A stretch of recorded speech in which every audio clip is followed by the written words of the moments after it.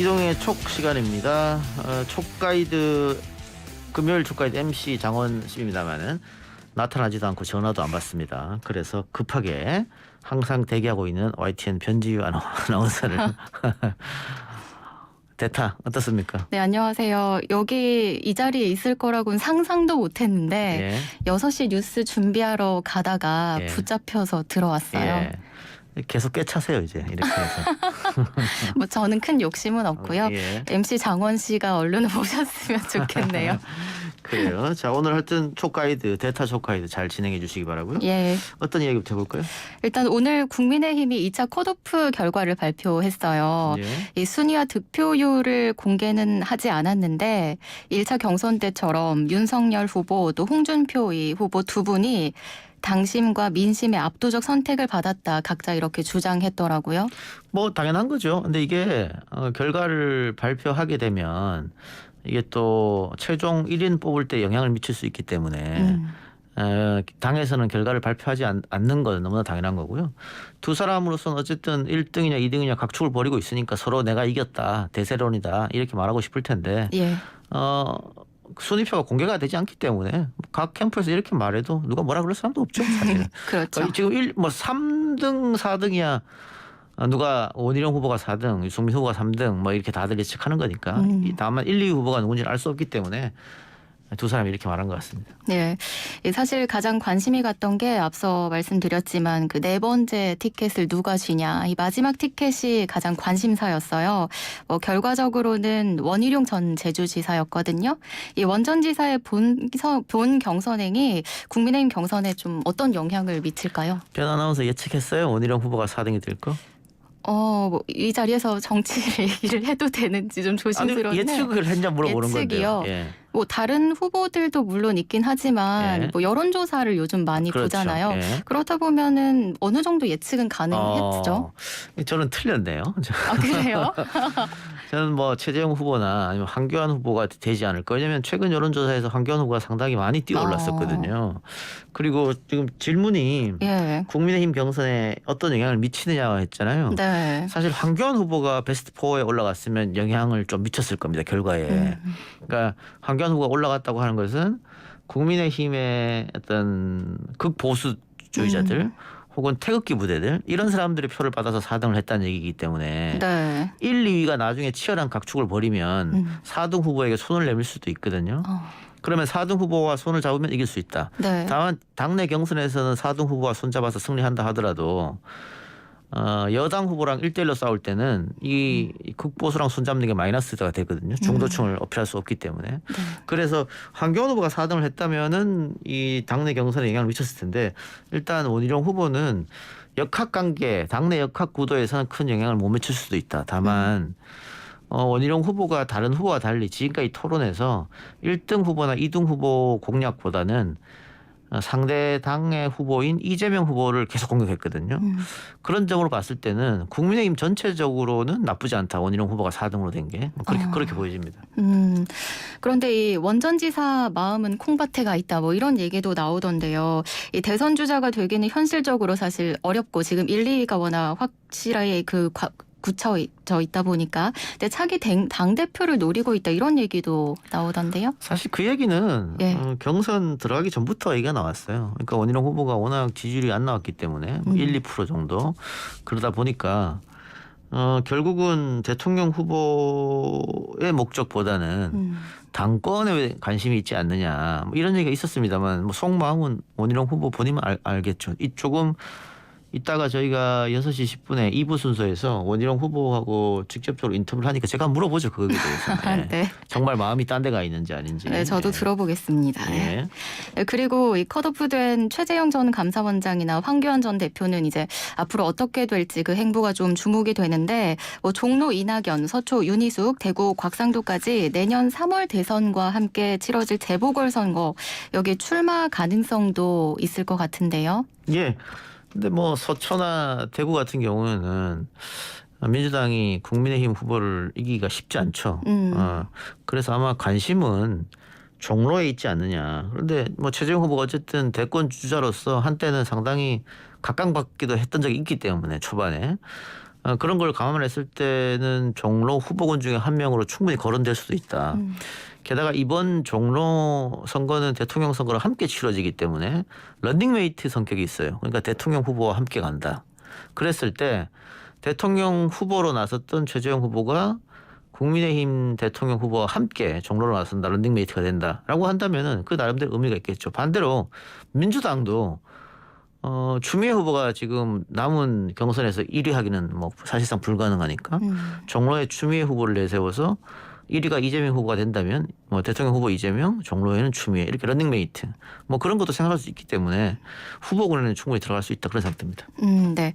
그리고 이 무속 논란도 빼놓을 수 없는데 예. 2차 경선 막판에 무속 논란이 불거졌어요. 예. 이 본 경선에서도 이어질 것으로 보이는데 윤 전 총장에게는 어떻게 보면 고발 사주보다도 더 악재인 것 같아요. 어떻게 보세요? 그렇죠. 고발 사주에 대해서 이 검찰이 관여했다. 또 검사가 야당에게 넘겨주고 고발을 했으면 좋겠다고 얘기했다. 결국은 고발이 됐다. 그래서 민주당 관계자들이 마이너스가 됐다. 그 국민들 그게 잘 안 들어오잖아요. 네. 어렵고 또 일반 국민들이 검찰에 불려갈 일이 없잖아요, 거의. 그렇죠. 그러니까 언론에서만 이렇게 크게 떠들고 또 사실이 밝혀진다면은 검찰의 권력을 사유화했으니까는 참 큰 문제이긴 합니다. 또 선거에 개입했으니까 상당히 문제이긴 하지만 일반 국민들 입장에서는 이렇게 조금 이해하기 어려운 고발 사주보다는 왕자, 뭐 정법 도사 이런 것들이 더 귀에 꽂히지요. 그래서 악재라고 하면 고발 사주보다 이런 것들이 더 악재일 수 있어요. 게다가 지금 또 여러 언론에서 뭐 윤석열 후보의 부인인 김건희 씨가 또 여기에 원래부터 관심이 있었다 이런 얘기까지 들리잖아요. 이런 가십들이 선거를 흔들 수 있고 지지율을 흔들 수 있다. 그렇게 생각한다면 윤석열 후보한테는 다른 것보다 이게 더한 악재가 될 수 있겠죠. 자, 그리고 오늘 나온 한국갤럽 조사를 보니까 예. 한 달 전에 비해서 홍준표 의원 지지율이 꽤 올랐더라고요. 홍준표 후보는 지속적으로 지지율이 조금 오르고 있어요. 네. 오르고 있는데 윤석열 후보가 조금씩은 빠졌는데 크게 빠지진 않았거든요. 그게 네. 아직 국민의힘 지지층에서 윤석열만이 민주당 후보를 이길 수 있겠다 이런 생각을 좀 하고 있는 것 같아요. 그래서 그게 홍준표로 넘어가진 않는데 홍준표 후보로서는 지금 이렇게 차곡차곡 지지율을 쌓아놓는 게 아직 뭐 한 2달 정도 남았기 때문에 2달 조금 덜 안 남았죠. 저 최종 후보 결정하는 거. 그때까지 시간은 충분하다고 여기고 8명에서 4명으로 줄었으니까 또 본인을 지속적으로 괴롭혔던 하태경 후보가 탈락했기 때문에 굉장히 자신감에 쌓여 있을 수 있겠다. 그런 생각이 드네요. 네.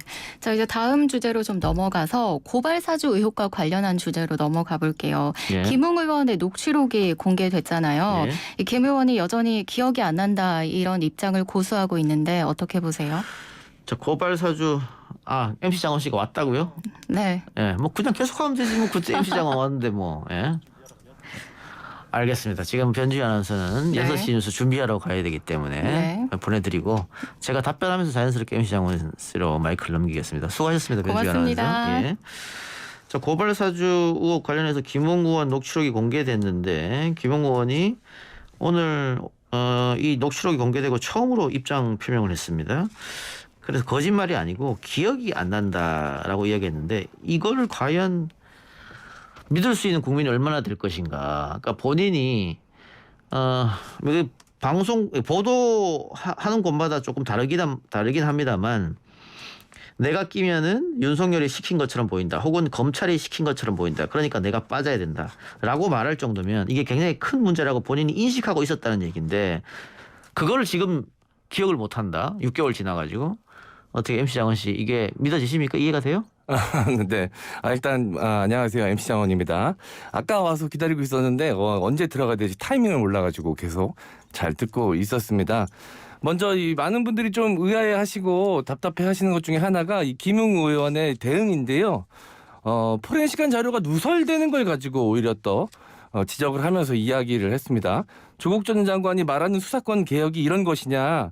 대장동 비리를 은폐하기 위해 언론에 흘리는 낡은 정치 수법이라는 엉뚱한 이야기를 하면서 반응을 했습니다. 어떻게 보십니까? 예, 이거는 프레임 전환이죠. 네. 이슈를 또 이슈로 덮는다 이런 것인데 포렌식한 자료가 누설됐다. 그러면은 김웅 의원이 지금 하는 말은 공수처가 누설한 거 아니냐 이런 주장인 것 같아요. 그런데 네. 이거 휴대폰 포렌식 할 때 검찰이나 공수처 관계자만 입회해가지고 포렌식 하는 거 아닙니다. 왜냐하면 증거가 오염될 수도 있잖아요. 그래서 관계인의 변호인이 같이 입회를 하게 돼 있어요. 그렇게 들어가야 이게 증거가 오염이나 조작이 안 될 거 아닙니까? 그래서 아마 조성은 씨 변호인이 입회했는 것 같고 거기서 녹음은 못하지만 이런 이야기가 있었다는 것을 눈으로 볼 수 있거든요. 눈으로 보고 귀로 듣고 그렇기 때문에 공수처에서 이거를 누설했다. 그렇게 보기도 사실은 어려운 상황이에요. 그리고 사실은 이게 밖으로 흘러나왔다. 내용이. 그것도 뭐 문제긴 합니다만 그것보다는 김웅 의원이 그동안 계속 대국민을 상대로 거짓말했다는 게 더 큰 거잖아요. 네, 맞습니다. 이걸 프레임 전환해서 이게 밖으로 흘러나온 게 더 문제다라고 하면 옛날에 관건 선거보다 도청이 더 문제다라고 네. 했던 부산 초원북국집 사건과 뭐가 다르냐 그렇게밖에 볼 수 없는 것이죠. 이게 국회의원이 좀 비겁한 행동이라고 생각하는데 이렇게 하면 안 됩니다. 네, 알겠습니다. 근데 김웅 의원의 이런 대응도 그렇고 같은 검사 출신의 윤 전 총장도 그 최근 위장당원 발언 관련해서 이야기하면서 이 정치 공작에 경각심을 갖자는 의미에서 한 것이다. 뭐 이렇게 해명을 했지 않습니까?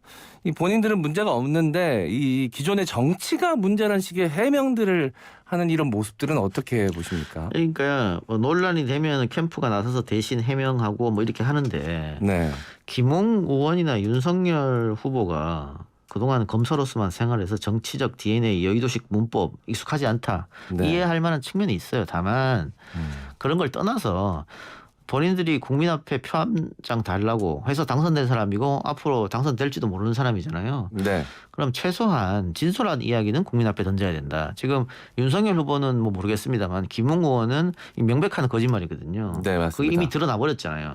그런데 지금 와서도 그 단지 기억이 안 날 뿐이다라고 하면 저는 이거는 좀 국민을 우롱하는 행위다. 그만큼의 책임이 있는 자리, 국회의원은 그만큼 책임이 있는 자리니까 네. 진솔하게 얘기를 해야지만 오히려 논란에서 벗어날 수 있다. 네, 알겠습니다. 이 막바지로 접어들고 있는 이 민주당 경선 관련해서 좀 질문을 이어가 보도록 하겠습니다. 이 민주당은 이번 주말에 이제 마지막 승부가 남아 있습니다. 내일 경기도 일요일에 서울 경선과 함께 이제 3차 선거인단 투표 결과가 발표가 되는데요. 이재명 지사가 17만 표만 더 득표하면 본선행 확정이라고 하던데 어떻게 예측을 하십니까? 뭐 득표수로는 17에서 한 20만 표, 네. 그리고 퍼센트로는 한 45%에서 한 48% 정도 얻으면은 결선 없다. 근데 지금까지 이재명 후보가 뭐 45, 48 이 못 얻는 적이 없기 때문에 네, 게다가 이번 경선은 이재명의 정치적 고향이라고 하는 경기도 수도권이거든요. 네, 맞습니다. 그래서 여기서 이낙연 후보가 역전을 한다든가 이낙연 후보가 역전을 하려면 80% 이상 얻어야 되니까 역전을 한다든가 혹은 결선을 못 간다거나 사실상 어려워졌다고 봅니다. 게다가 지금 3차 슈퍼위크의 투표율이 75% 정도 지금 됐거든요. 투표율이 상당히 높다. 네, 투표율이 높은 것은 이낙연 캠프 쪽에서는 대장동 우호권으로 이재명 후보는 불안하다 이렇게 생각하는 유권자들이 많이 참여했다라고 말하고 싶겠지만 이 대장동 건 때문에 우리 후보 지켜야 한다는 민주당 지지자들의 결집력 그게 아마 더 클 겁니다. 그래서 결선 없이 결과가 나오지 않을까 그런 생각이 들어요. 네. 자, 이제 이후에 경선 이후에 원팀을 어떻게 만들 것인가가 가장 중요한 것이다. 뭐 이런 이야기가 나오고 있는데 이재명 캠프에서는 원팀을 위해서 유시민 작가가 나설 것이라는 이야기를 은근슬쩍 또 하기도 했습니다. 그런 이야기 나오는 이유를 보니 유 작가가 이제 노무현재단 이사장 임기가 14일까지인데 연임이 가능한데도 불구하고 이제 그걸 안 하고 퇴임을 한다고 합니다. 과연 이 노무현재단 이사장이었던 유시민 작가가 과연 이 지사를 도울 가능성 있다고 보십니까? 90% 이상 돕는다고 봅니다. 좀 놀랍습니다. 예. 뭐가 놀라워요? 당연한 거 아닙니까? 아니 90% 이상이라고 약간 확정적으로 말씀하시는데 뭐 어디서 이 들은 게 작가님- 있겠죠. 이 작가님이 그 정도로 이렇게 그 확정적인 이야기를 잘 안 하시는데 아니 유시민 작가도 정치적 이야기를 지난 총선 이후에 하지 않겠다고 했습니다만 대통령 선거 전에는 안 나올 수가 없을 거고요. 네. 또 본인이 문재인 정부 들어서 호위무사를 자처했잖아요. 네. 대통령 지지율이 아직 높습니다만은 어쨌든 정권이 바뀌게 되면 문재인 대통령의 뭐 그다음 여러 가지 것들도 문제가 될 수 있기 때문에 네. 유시민 이사장 입장에서는 대통령 지킨다는 어떤 그런 명분 하에서도 이재명 후보를 도울 수밖에 없다. 네. 그런 생각 들고요. 노무현 재단 이사장 관둔 거는 원래 처음부터 할 때도 막 그렇게 하고 싶어서 한 건 아니니까 네네. 자연스럽게 아마 연임하지 않고 그냥 내려놓은 것 같습니다. 네, 알겠습니다. 뭐 유시민 이사장의 역할도 중요했지만 결국 이재명 지사의 역할이 가장 중요할 것 같은데 이 경선 끝나고 나면 따로 뭐 이당현 전 대표를 만나던가 어떤 식의 뭐 행동을 좀 취할까요? 지금 워낙 세게 붙었기 때문에 원팀이 힘들지 않겠느냐. 그러니까 서른 의원이 뭐 구속될 수도 있다 이런 말에서 도를 넘었다 얘기 많이 나오잖아요. 네네. 근데 국회의원들, 정치인들은 하나가 됩니다. 그가 지금 원팀이 안 되면 어떻게 탈당할 겁니까? 경선 불복할 겁니까? 그건 불가능하거든요. 그리고 이낙연 후보는 지금의 어떤 정치 여정이 정치 인생의 마지막이죠. 이낙연 후보가 그 다음에 뭐 지방선거에 나가겠습니까? 국회의원을 하겠습니까? 근데 이낙연 캠프에 몸담고 있는 사람들은 앞으로 계속 정치를 해야 될 사람들입니다. 네. 그 사람들의 미래를 위해서도 이낙연 후보가 스무스하게 이재명과 손잡고 원팀이 돼야 돼요. 그렇지 않는다면 네. 지금 이낙연 캠프에 가 있는 그 많은 국회의원들 정치적 미래가 있다고 보십니까? 저는 어렵다고 하거든요. 민주당 지지층들이 다 외면할 겁니다. 네. 그러면 다음 총선에서 공천을 받는다거나 혹은 경선을 한다거나 상당히 어려워집니다. 그러면 이낙연 후보는 그 생각해서 자신과 같이 한 배를 탄 사람들을 위해서라도 이재명과 손을 잡아야 된다. 네. 그래서 아마 어렵지 않게 국회의원들 정치인들은 원팀이 될 텐데 문제는 지지자들이에요. 지지자들은 그 정치인들이 자 이제 하나가 됩시다 해서 하나가 되는 사람들이 아니거든요. 네. 그러니까 예전처럼 조직이 움직이는 것도 아니고 그래서 지지자들을 어떻게 원팀을 하느냐 그거는 이재명 후보 또 이재명 캠프의 숙제로 당분간은 남아 있을 것 같습니다. 네, 이 대장동 의혹 관련된 질문도 하나만 더 드려보도록 하겠습니다. 여론조사 보니까 이 당내 경선에는 대장동 의혹이 큰 이 영향을 미치지 않은 것 같습니다. 오히려 이 지지자들을 결집하게 만드는 계기가 됐었는데 이 본선 가서는 고발사주 의혹보다 이 대장동 의혹이 훨씬 더 영향을 좀 미칠 수 있을 것이다라는 이 예측들이 좀 나오고 있는데. 마침 오늘 국민의힘은 이 국회 본관 앞에 천막을 치고 근조 리본까지 달고 이제 대장동 특검 공세를 벌이고 있는데 이 지사가 이 본선 주자가 된다면 이걸 좀 어떻게 뚫고 헤쳐나가느냐 관건이 될 것 같은데 어떻게 보십니까? 대장동 의혹보다 네. 대장동 의혹이 고발사주 의혹보다 대선에 더 영향이 있을 것이다. 뭐 여론조사하면 당연히 그렇게 나오는 거예요. 네. 그러니까 사실은 고발사주 의혹이 사실로 들어가면 이거는 뭐 국기문란이고 선거 영향을 끼치려고 했기 때문에 대단히 큰 문제가 있는 거거든요. 네. 근데 국민들 입장에서는 내 귀에 안 들어오는 내 가까이 있는 이슈가 아니야 이거는. 근데 부동산으로 몇 천억 몇백억을 해먹었다는 것은 내 가까이 있다고 느껴지거든요. 그렇기 때문에 당연히 대장동 의혹 이슈를 더 크게 생각할 거예요. 다만 이재명 후보로서는 역전승 되치기 기회가 있어요. 그게 지금 18일하고 20일 예정돼 있는 국정감사입니다. 그 국정감사장이 기존의 국정감사장의 어떤 스포트라이트보다 훨씬 많은 스포트라이트가 집중될 거고 기자들도 다 또 국민들도 다 TV 앞에서 이재명 경기도지사가 이 대장동 의혹에 대해서 공격하는 국민의힘 국회의원들과 어떻게 싸우냐, 어떻게 반박하느냐 여기에 관심이 있을 거란 말이죠. 네네. 그리고 그걸 잘 알고 있기 때문에 이재명 후보도 단단히 준비하고 있을 테고 거기서 만일 모든 의혹을 소명하고 이재명 후보 말처럼 당군 일에 최대로 큰 업적을 이뤄냈다. 그 말이 입증되면 대책이 가능한 거죠. 네. 그래서 이재명 후보 입장으로서는 아마 그날을 단단히 벼르고 있을 테고요. 반대로 국민의힘 입장에서는 역시 그날 벼르면서 이 건이 정말로 큰 문제가 있다는 걸 입증하려고 노력하겠죠. 18, 20일 날이 아마 중요한 분수령이 되지 않을까 싶습니다. 오늘 이동희 척은 네. 여기까지 하죠. 지금까지 MC 장원이었습니다. 네, 감사합니다.